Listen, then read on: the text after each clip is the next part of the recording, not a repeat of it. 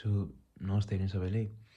मलाई चाहिँ धेरै मान्छेले सोध्ने गर्छन् कि तिमी काठमाडौँमा बसेर चाहिँ कसरी आफ्नो डेली लाइफलाई मेन्टेन गरिरहेको छौ, कसरी होइन? त्यस्तो काठमाडौँ चाहिँ एकदम महँगो छ नि होइन। अब महँगोमा पनि कसरी सस्तोमा खान सकिन्छ, कसरी बस्नु सकिन्छ भन्ने कुरा धेरै सोधिरहेको छन्। त्यसैको कारणले गर्दा चाहिँ मैले आज चाहिँ एउटा तिमी काठमाडौँमा यदि रुम लिएर बसेको छौ भने त्यो रुममा बस्दाखेरि तिमीले महिनामा 500 रुपियाँ खर्च गरेर, महिनामा अरे हप्तामा 500 रुपियाँ खर्च गरेर महिनामा लगभग 2000 जति खर्च गरेर तिम्रो लाइफलाई कसरी सस्टेन गर्न सक्छौ, कसरी तिमीले पेटभरि खाना खाएर अगाउन सक्छौ भन्ने कुरा एउटा डेली डायट जस्तो अथवा डेली मनी एक्सपेन्डिचर जस्तो एउटा फर्मेट लिएर आएको छु होइन, जुन चाहिँ मैले फलो गर्छु आफ्नो पैसा चाहिँ बचाउनको लागि। सबैलाई थाहा छ काठमाडौँ एकदम महँगो छ, त्यही भएर सो मेरो टपिक यही छ होइन, how to live in Kathmandu with ₹500 per week or 2000 per विकवाला। अब मेरो उस फर्मेटमा चाहिँ के छ भन्दाखेरि ब्रेकफास्ट, मिल र डिनर तिनटै कभर भएको छ। यसमा चाहिँ तिम्रो चाहिँ हरेक डेली डाइटमा चाहिने सबै कुरा चाहिँ समेटिएको छ होइन। तिमीलाई के चाहिन्छ आफ्नो ओभरअल डेभलपमेन्टको लागि, आफ्नो बडीको ओभरअल डेभलपमेन्टको लागि के चाहिन्छ त्यो सबै कुरा समेटिएको छ। अब सुरुमा चाहिँ के छ भन्दाखेरि टु टाइम्स चिकन भन्नाले हप्तामा 2 चोटि चिकन। अब एकचोटि लगभग तिमीले यदि 250 ग्राम किन्यौ भने पनि होइन, 1 पाउ जति चिकन किन्यौ भने पनि तिमी यदि एक्लै बस्छौ भने तिम्रो बिहान र साँझ खाना पुगिहाल्छ के। त्यही भएर 250 लगभग कति 90 रुपियाँ जति पर्छ 250 ग्रामलाई। सो 90 × 2 गर्दाखेरि 180 हुन्छ। हप्तामा 2 चोटि तिमीले मासु खायौ भने पनि तिम्रो 100 रुपियाँ खर्च हुन्छ होइन। त्यसपछि गएर तिमीले हप्तामा चाहिँ 2टा टाइम चाहिँ के खान्छौ, सिजनल भेजिटेबलहरू खान्छौ। जस्तै अब सिजन अनुसार के पाइन्छ त, लौका पाइन्छ, घिरौँला पाइन्छ होइन, फर्सीहरू पाइन्छ।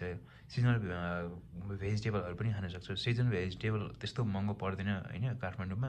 अब महँगो पर्ने ठाउँअनुसार महँगो पर्न सक्छ। यदि तिमी होइन के छ भन्दाखेरि तिमी यो जुन सहर काठमाडौँ त सहरै भयो होइन, तिमी त्यहाँ भएको एउटा कुनै पनि दोकानमा जान्छौ भने त्यहाँ एकदमै महँगो पर्छ कि। त्यो महँगो परेको ठाउँमा नकिनेर भिरकुडी मण्डपतिर एउटा होइन, भिरकुडी मण्डप त्यसपछि गएर जुन हाट बजारहरू हुन्छन् नि, तरकारी बजारहरू, तिनीहरूतिर गएर किन्यो भने तिमीलाई अलिक सस्तो पर्न सक्छ एज कम्पेरिजन टु अदर होइन। त्यही भएर सिजनल भेजिटेबल चाहिँ 50 रुपिज परको माने पनि 50 × 2 गर्दाखेरि 100 हुन्छ। तिमीले एक हप्तामा चाहिँ 100 रुपियाँ खर्च गरेर सिजनल भेजिटेबल। अब 50 रुपिजकोले के गर्ने भन्दाखेरि तिमीले 50 रुपिजको कुनै एउटा मानव एउटा लौका लिएर आयो भने एउटा लौकाले तिमीले बिहान र साँझ पुर्याउनुपर्छ कि। तिमीलाई त्यस्तो पुर्याउनु पर्दैन, त्यो पुगिहाल्छ आफै, त्यो क्वान्टिटी त्यस्तो धेरै हुन्छ। अनि 3 टाइम्स बिन्स भनेको छ। बिन्स भनेको के भन्दाखेरि राजमाहरू हुन्छ, त्यसपछि गएर बोडीको गेडाहरू हुन्छ, दालहरू हुन्छ होइन, यिनीहरू चाहिँ खानु पऱ्यो।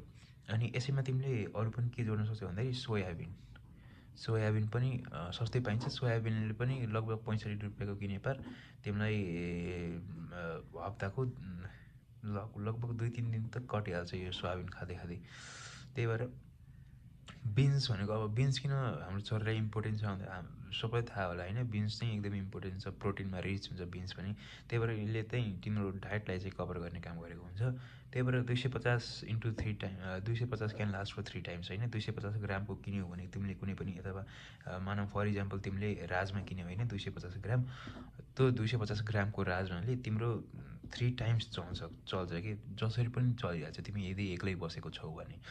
यदि एक्लै छैन भने 2-3जना छौ भने चाहिँ अब तिम्रो खर्च पनि अब 2-3जनामा डिभाइड गर्दा चाहिँ झनै सस्तो पर्छ। त्यही भएर एक्लै बस्नुभन्दा 2-3जना बस्दाखेरि राम्रो हुन्छ जस्तो लाग्छ मलाई। यदि तिमी एक्लै बसेको छौ भने 250 ग्रामले चाहिँ 3 टाइम चाहिँ मजाले चल्छ, जसरी पनि मजाले चल्छ। अनि अर्को के छ भन्दाखेरि ब्रेकफास्टको लागि तिमीलाई बनाना डेली भन्ने छ। अब बनाना भनेको केरा भनेको के हो, हाम्रो डेली लाइफमा चाहिने एउटा कुरा हो कि। त्यसले सप्लिमेन्टहरू, हाम्रो बडीमा चाहिने सप्लिमेन्टहरूलाई चाहिँ जुन कमी हुन्छ नि, त्यो कमीलाई चाहिँ पुरा गरिदिन्छ। तिमीलाई दिनदिनै बिहान उठेर एउटा केरा खायो भने तिम्रो फेसमा चाहिँ फ्रेस जस्तो देखिन्छ कि होइन। त्यही भएर बनाना चाहिँ 80 रुपियाँमा तिमीले लगभग 7वटा जति बनाना पाउँछौ होइन। 7वटा बनानाले 1 हप्ता चलिहाल्छ। सुरुमा अब बनाना किन्दाखेरि के गर्ने भन्दाखेरि काँचो काँचो जस्तो हुन्छ नि बनाना होइन, काँचो काँचो जस्तो किन्ने। त्यो काँचो जस्तो किनिसकेपछि तिम्रो अब सर्टेन एउटा दुइटा पाक्दै जान्छ तिम्रो एउटा विक चाहिँ लगभग कम्प्लिटली तिमीले पाकेकै खान सक्छौ कि अलिअलि काँचो किनेपछि। अब यति गर्दा चाहिँ हाम्रो कति हुन्छ 440 जति खर्च भइसकेको हुन्छ। अब 440 खर्च भइसकेपछि अब अरू रकहरू जुन 60 रुपियाँ हुन्छ नि त्यो 60 रुपियाँको तिमीले पानी पनि किन्न सक्छौ होइन। पानी 50 रुपियाँ पर्छ र 50 रुपियाँको पानीले तिमी एक्लै बसेको छौ भने अब ठाउँ अनुसार पनि फरक पर्छ होइन। अब कुनै ठाउँमा पानी नहुन सक्छ, त्यही भएर सुरुमै रुमहरू रेन्ट लिँदाखेरि पानी भएको ठाउँ चाहिँ लिँदा राम्रो हुन्छ। 50 रुपियाँको पानी पर्छ। अनि त्यसपछि अरूको पैसाहरूले चाहिँ तिमीले मसलाहरू, त्यसपछि गएर साल्ट नुनहरू, अब तिमीले एक टाइमको 25 रुपियाँको नुन किन्यो भने तिमीले 1-2 महिना त आनन्दले गइहाल्छ। त्यही भएर त्यस्तो गाह्रो छैन काठमाडौँमा बस्नको लागि। यति रुलहरू, यति फर्मेटहरू फलो गरे पर 500 रुपियाँकोले तिमीले हप्तामा आफू जसरी पनि कटाउन सक्छौ। 500 × 4 गर्दा चाहिँ हाम्रो 2000 नै हुन्छ। महिनामा लगभग 4 हप्ता जति हुन्छ नि होइन। 7 4 = 28, लगभग 4 हप्ता जति हुन्छ। त्यही भएर यति 500 रुपियाँ र 2000 रुपियाँले तिमीले पठाउन सक्छौ भन्ने मलाई विश्वास रहेको छ। यदि केही क्वेसनहरू अझै रहे पर सोध्न पनि सक्छौ है।